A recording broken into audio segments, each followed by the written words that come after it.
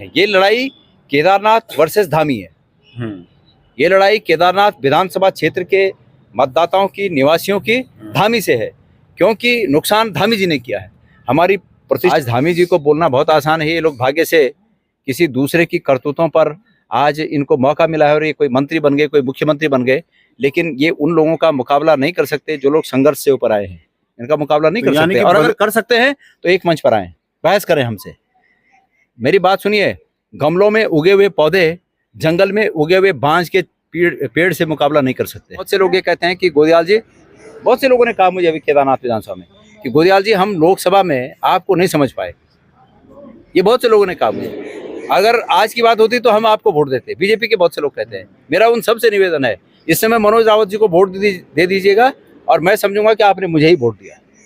केदारनाथ उपचुनाव में कांग्रेस के बड़े नेता लगातार यहां जनसंपर्क कर रहे हैं। अभी हमारे साथ गणेश गोदयाल हैं, जो कि लगातार यहां गांव-गांव जाकर अपने प्रत्याशी के पक्ष में मतदान की अपील कर रहे हैं। सर, पहले तो आपका दैनिक उत्तराखंड में स्वागत है। आप लगातार जनता के बीच में है, क्या रुझान देखने को मिल रहा है सर? बहुत अच्छे रुझान हैं। मुझे तो ऐसा ही प्रतीत होता है कि जैसे बद्रीनाथ विधानसभा क्षेत्र में चुनाव प्रचार के दौरान लोगों का प्रतिसाद देखने को मिल रहा था, उसी तरह का यहाँ पर भी लोगों में हमारे कैंडिडेट के प्रति और पार्टी के प्रति, और ख़ास करके भारतीय जनता पार्टी की नीतियों के खिलाफ जो आक्रोश है, उसका मिला जुला प्रतिफल होगा कि हम यहाँ बहुत सहज स्थिति में इस चुनाव को जीतेंगे। कौन से वो मुद्दे हैं जिनको लेकर आप जनता के बीच में जा रहे हैं? हमारे स्थानीय मुद्दों से लेकर और राज्य स्तरीय मुद्दे हैं जी। कुछ ऐसे मुद्दे हैं जो सिर्फ केदारनाथ विधानसभा में सरकार की गलत नीतियों के कारण लोग उसका प्रतिफल जो है वो भोग रहे हैं, मुश्किलों में हैं। कुछ ऐसे मुद्दे हैं कि जो राज्य स्तरीय मुद्दे हैं, और उसमें चूंकि राज्य के अंतर्गत केदारनाथ विधानसभा भी निहित है, इसलिए वो भी उन्हें तकलीफ झेलनी पड़ी है। वो मुद्दे हैं, मैं उदाहरण के लिए अगर कहूँ तो राज्य स्तरीय ये मुद्दे हैं कि जिस प्रकार से बेरोजगारी पूरे उत्तराखंड में है, तो केदारनाथ उसे अछूता नहीं है। महंगाई पूरे राज्य में है, उससे केदारनाथ अछूता नहीं है। जो नौकरियों को बेचने का कारोबार मंत्री कर रहे हैं, उससे केदारनाथ के युवा, पूरे प्रदेश के युवाओं के साथ जो भेदभाव हुआ, उसमें केदारनाथ के युवा अछूते नहीं हैं। जो पेपर लीक होकर बच्चों की आकांक्षा पर पानी फिरा, उम्मीदों पर पानी फिरा, उससे केदारनाथ के हमारे छात्र और परीक्षार्थी अछूते नहीं हैं। केदार शिला ले जाकर दिल्ली में केदारनाथ धाम बनाए जाना, ये कुत्सित प्रयास माननीय मुख्यमंत्री जी के द्वारा किया गया, इसको केदारनाथ की जनता माफ़ नहीं करेगी। इसी प्रकार यात्रा सीजन में आपने देखा कि किस प्रकार से अव्यवस्थित यात्रा को जानबूझकर किया गया, वो लोगों के जहन से उतरा नहीं है। तो मैं समझता हूँ कि लोग इन सब चीज़ों को जानते हैं, ये हमारे मुद्दे हैं। भू कानून का मुद्दा आज अगर कहीं पूरा उत्तराखंड इसमें आंदोलित है, तो उसकी शुरुआत ही मनोज रावत के उस भाषण से होती है, जो मनोज रावत जी ने विधानसभा में जो अमेंडमेंट हो रहा था एक्ट में और शिथिल किया जा रहा था नियमों को, उसके खिलाफ जो उन्होंने कहा था, उनके उस भाषण से ही आंदोलन का जन्म हुआ। तो ये सब मुद्दे हैं, एक काबिल व्यक्ति लोगों के सामने है।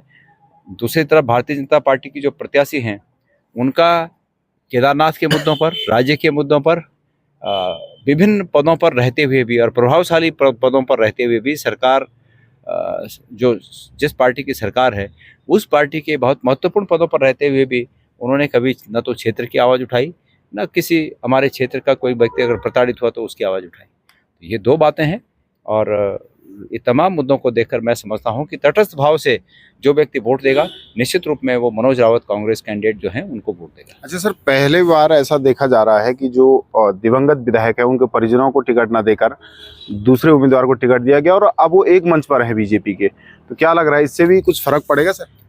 मुझे लगता है कि भारतीय जनता पार्टी किंग कर्तव्य विमूढ़ की स्थिति में है। जिस प्रकार से केदारनाथ चुनाव के पहले बद्रीनाथ चुनाव हुआ, और वो कांग्रेस पार्टी के एक सशक्त नेता को अपने साथ मिलाए उन्होंने, फिर उनको टिकट दिया, और जिस प्रकार वहाँ मुंह की खाई।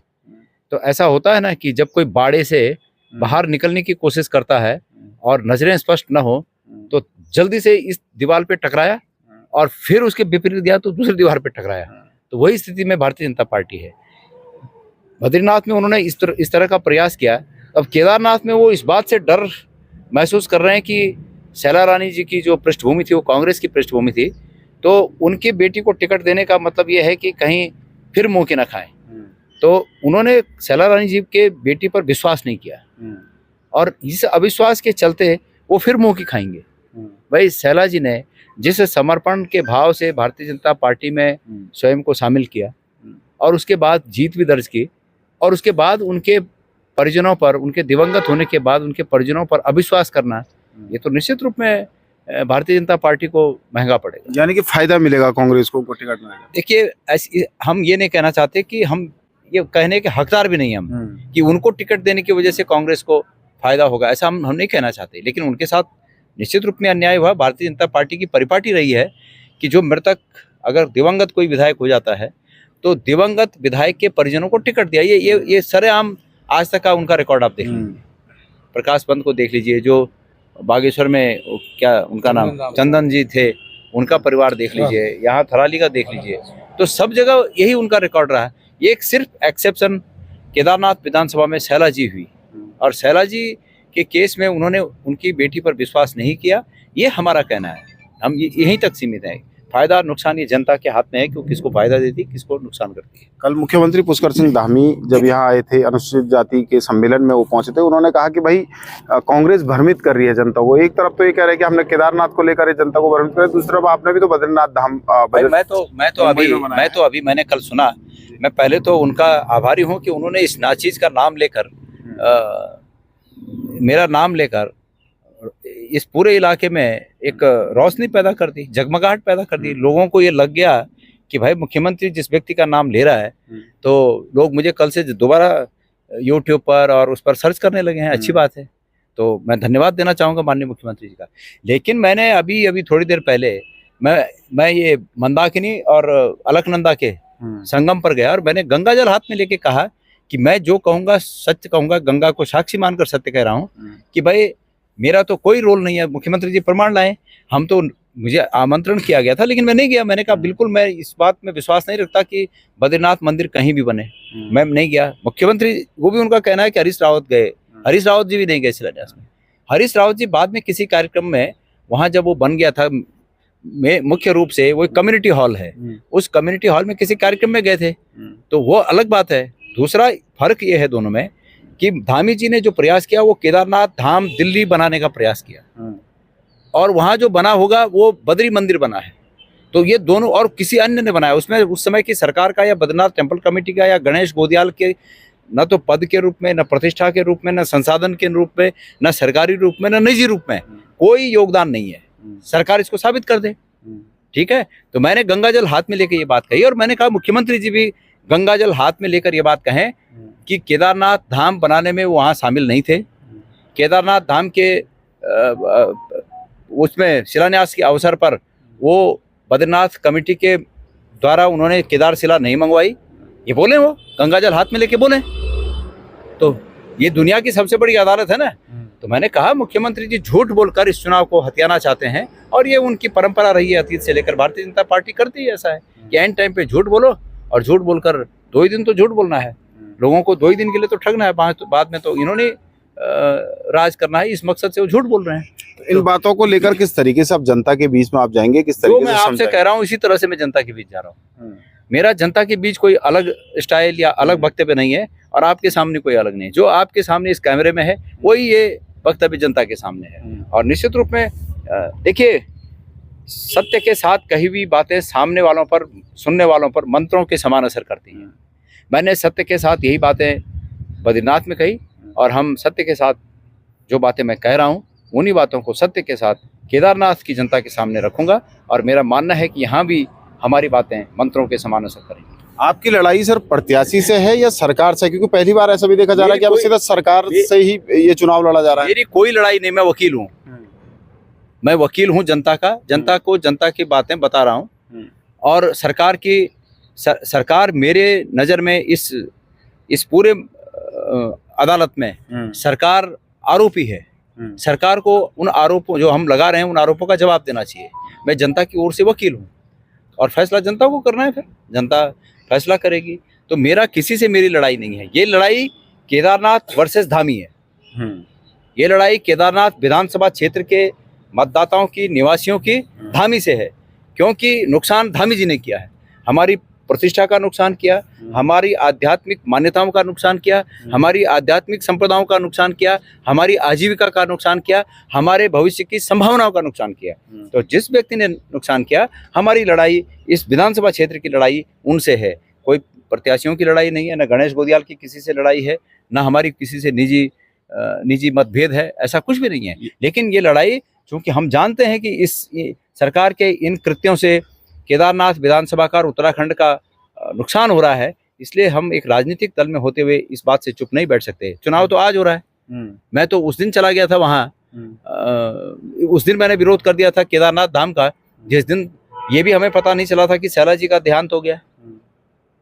ये उसी दिन की बात है, तब तक मुझे ये पता नहीं चला था कि शैला जी का देहांत हो गया। हमने ये पहले सुना कि केदारनाथ धाम ट्रस्ट के नाम से दिल्ली में एक धाम बन रहा है और केदारनाथ मंदिर की प्रतिकृति बन रही है, केदार शिला वहां ले जाई गई है और मुख्यमंत्री ने उसका शिलान्यास किया। हमने जब ये देखा, सोशल मीडिया में फोटो वीडियो सब देखे, तब जाके मैंने अपने गांव के मंदिर में उसी दिन निर्णय किया कि मैंने 1 घंटे का वहां मौन रखा। तो वो चुनाव से कुछ इसका लेना देना नहीं है। इस बात का लेना देना चुनाव तक इतना है कि ये जो कुकृत्य सरकार ने और मुख्यमंत्री जी ने किए, वो आज इस चुनाव में जनता के सामने बताने हैं। और चुनाव तो ऐसा होता है कि व्यक्ति जो चुनाव लड़ता है उसका तो रहा, बाप दादा परदादा ने जो किया होता है वो भी सामने आ जाता है। तो वो सब आना चाहिए और कोई बुराई नहीं है कि मुख्यमंत्री जी ने हमारे बारे में जो कुछ भी उनके मन में है वो सब सामने लाए। मुख्यमंत्री जी ने यहाँ एक आरोप और लगाया कि गणेश गोदियाल मंदिर के अंदर जूते पहन कर गए। मैं मुख्यमंत्री जी को और इस प्रदेश की जनता को आपके माध्यम से बताना चाहता हूँ कि 2013 में आपदा के दौरान राहत कार्यों के लिए किसी के मन में ये नहीं रहता है कि वो पूजा के लिए मंदिर में जा रहा है। जहां हमने 100 खींच के बाहर किए, वहां बिना जूते के आदमी कोई नहीं था, पुलिस वाले भी जूतों में थे, मैं भी था, सभी लोग थे, सब जितने गए। 16 दिन तक हमने मंदिर की सफाई की, 16 दिन तक। तो जिन वर्करों ने सफाई की, हमने सफाई की, सब ऐसा थोड़ी था। कुछ लोगों ने बाद में जो है, जब ये बात उस समय एक पत्रकार ने मुझे ट्रैप किया था और वो भी गोदी मीडिया के लोग थे जिन्होंने ये बात कही, औरों का नहीं दिखाया उन्होंने, गणेश गोदियाल का दिखाया, जबकि सभी लोग उस स्थिति में थे, पर वो पूजा के लिए नहीं थे। मैं धामी जी को ये कहना चाहता हूँ कि बात अगर निकलेगी तो आगे तक जाएगी।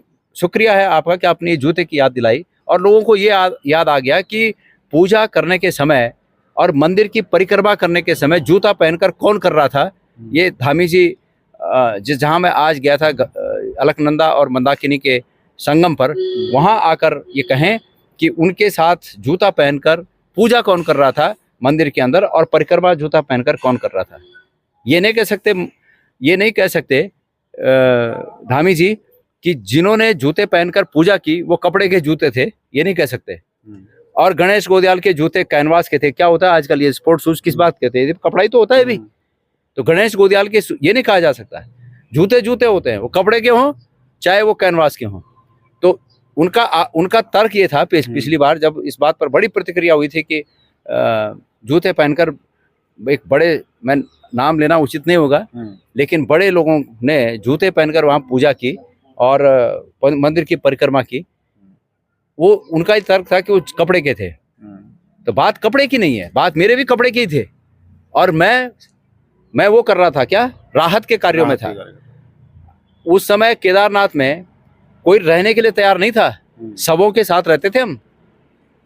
बॉडीज, मतलब अगल बगल बॉडीज पड़ी होती थी, अगर रात को बाहर आना है तो किसी न किसी बॉडी पे पैर लगता था, ऐसी स्थितियां थी। तो ऐसे में ये आरोप उनका निराधार है, जनता को बरगलाने वाला है। और ठीक है, मैं तो इस बात को बहुत स्पष्ट रूप से कर रहा हूँ कि मैंने किन परिस्थितियों में जूते पहने थे, मैंने कभी उद्धृत नहीं किया। लेकिन मैं वो सौभाग्यशाली स्वयं को समझता हूँ कि गृह गर्भ में जब आपदा के बाद पूजा बंद हुई तो मैं पहला व्यक्ति हूँ जिसने पूजा शुरू की। 2 दिन की पूजा बाधित होने के बाद जो तीसरे दिन पूजा की शुरुआत की और जो अब तक निरंतर चली आ रही है, उस पूजा की शुरुआत करने का जो मौका मिला, जो सौभाग्य मिला, वो इस गणेश गोदियाल को मिला और उसके प्रमाण भी मेरे पास है। मैं इस बात से उसको प्रचारित नहीं करता और उसमें भी देखा जा सकता है कि मैंने जूते पहने कि नहीं पहने। अगर मुख्यमंत्री जी किसी दिन मुझे बुला दें, मंच पे बुला दें, मैं मुख्यमंत्री जी को निवेदन करना चाहता हूं कि इस बात के निराकरण के लिए एक दिन कृपया वो अपने मंच पे मुझे बुला दें, वो मुख्यमंत्री हैं, वो हमारे मंच पे शायद ना आए, बड़ा दिल होता तो जरूर आते, लेकिन शायद ना आए, वो इतनी हिम्मत उनमें नहीं है कि वो हमारे मंच पर आए। लेकिन मैं उनके मंच पर आने को तैयार हूँ और अपने उन प्रमाणों के साथ आने को तैयार हूँ कि मैं जब पूजा बाधित होने के बाद मैं अंदर पूजा करने गया तो मेरे पैर में जूते थे या नहीं थे। हाँ, राहत कार्य के दौरान थे। हमने बॉडी खींची। मैं नहीं उन बातों को कहना चाहता क्योंकि उससे कहीं ना कहीं हमारा नुकसान होता है, मतलब मान्यताओं का, आस्था का नुकसान होता है। दुनिया भर के कांच, लेदर बैग, जूते, चप्पल, मलबा सब पड़ा हुआ था। मैं गर्भगृह की बात नहीं कर रहा हूँ, मैं सभा मंडप की बात कर रहा हूँ। हाँ, गर्भगृह में सिर्फ लीदा था। लीदा मतलब मिट्टी, गीली मिट्टी, वो था जिसमें कि जो शिवलिंग है वो आधा तक, मतलब पूरा वो भरा हुआ था, गीली मिट्टी भरी हुई थी। तो उसको हमने हाथों से साफ किया। हमने लकड़ी के पट्टे रखे। पूजा जब मैंने की, हमने लकड़ी के पट्टे रखे क्योंकि उसमें पैर धंस रहे थे।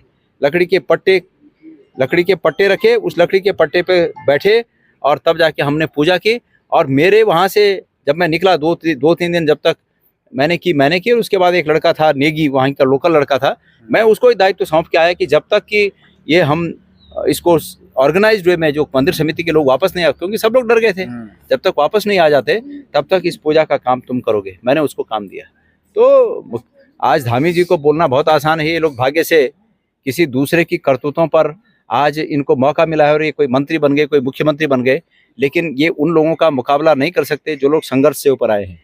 इनका मुकाबला नहीं कर सकते। और अगर कर सकते हैं तो एक मंच पर आए, बहस करें हमसे। मेरी बात सुनिए, गमलों में उगे हुए पौधे जंगल में उगे हुए बांज के पेड़ से मुकाबला नहीं कर सकते। बांज के पेड़ की सहनशक्ति अलग है और गमले में उगे हुए पौधों की सहनशक्ति अलग है। इसलिए खुले मंच पर आए, मुझे बुला दें, मैं उनसे बहस के लिए तैयार हूं किसने क्या किया। यानी कि बद्रीनाथ के बाद केदारनाथ में जनता आशीर्वाद दे रही है। निश्चित रूप में मेरा विश्वास है, मेरा निवेदन है आपके माध्यम से कि केदारनाथ विधानसभा के सम्मानित मतदाता इसमें अच्छाई और बुराई की परख करके सभी बंधनों से मुक्त होकर, बंधन बहुत तरह के होते हैं, सरकार इस समय बंधनों में इस तरह बांधना चाहती है कि जैसे पैसे देकर गौचर से भीड़ मंगाई, चकोली से भीड़ मंगाई, नंदप्रयाग से भीड़ मंगाई कल। तो ये बंधन है पैसों के, ये संसाधनों के बंधन है। तो मैं केदारनाथ की महान जनता से ये निवेदन करना चाहता हूँ कि हम भी भाई ये जो भटक रहे हैं ना, हम इसलिए भटक रहे हैं कि हमारे भविष्य की संभावनाएं खत्म ना हो, क्षेत्र की, राजनीतिक रूप में हमारी भी और बाकी रूपों में, मतलब अच्छे भविष्य के दृष्टिगत क्षेत्र की भी भविष्य की संभावनाएं खत्म ना हो, इसलिए संघर्ष जारी है। तो इसलिए मैं सबसे निवेदन करना चाहता हूं, केदारनाथ विधानसभा के सम्मानित मतदाताओं से निवेदन करना चाहता हूं कि सरकार के इन तथाकथित भौतिक बंधनों से मुक्त होकर एक मुश्त मनोज रावत जी को कांग्रेस के हाथ के निशान पर आप बटन दबाकर हमें आशीर्वाद दीजिएगा। बहुत से लोग ये कहते हैं कि गोदियाल जी, बहुत से लोगों ने कहा मुझे अभी केदारनाथ विधानसभा में कि गोदियाल जी हम लोकसभा में आपको नहीं समझ पाए। ये बहुत से लोगों ने कहा मुझे, अगर आज की बात होती तो हम आपको वोट देते। बीजेपी के बहुत से लोग कहते हैं। मेरा उन सबसे निवेदन है, इस समय मनोज रावत जी को वोट दे दीजिएगा और मैं समझूंगा कि आपने मुझे ही वोट दिया। धन्यवाद। Thank you. दैनिक उत्तराखंड से बात के लिए बहुत बहुत धन्यवाद आपका। तो ये थे हमारे साथ गणेश गोदियाल हैं। लगातार आरोप प्रत्यारोप का दौर भी जारी है। गणेश गोदियाल का साफ कहना है कि जिस तरीके से मुख्यमंत्री पुष्कर सिंह धामी ने उनका नाम लिया है, उनका कहना है कि इस नाचीज का नाम लेने से उन्होंने मुझे और भी चर्चित बना दिया है। जो लोग मुझे कम सर्च कर रहे थे वो मुझे अब यूट्यूब, फेसबुक पर और ज़्यादा सर्च कर रहे हैं। साथ ही उनका कहना है कि जिस तरीके से पहले बद्रीनाथ की जनता ने उनको आशीर्वाद दिया है, उसी तरीके से अब केदारनाथ की जनता कांग्रेस पार्टी को आशीर्वाद देने वाली है। क्योंकि जिस तरीके से यात्रा हो या केदारनाथ धाम का मंदिर हो, ये सारे मामलों को लेकर जनता में काफ़ी आक्रोश है। साथ ही उन्होंने कहा है कि जो मुख्यमंत्री पुष्कर सिंह धामी द्वारा उनको कहा गया कि उनके कार्यकाल में मुंबई में बद्रीनाथ मंदिर बनाया गया है, तो उनका कहना है कि अगर मैं मुख्यमंत्री पुष्कर सिंह धामी चाहते हैं कि गणेश गोदियाल जवाब दें तो उनको अपने मंच पर बुलाएं। वो सारे जवाब मुख्यमंत्री पुष्कर सिंह धामी के मंच पर जाकर देना चाहते हैं। केदारनाथ विधानसभा से दैनिक उत्तराखंड के लिए मनोज चौहान।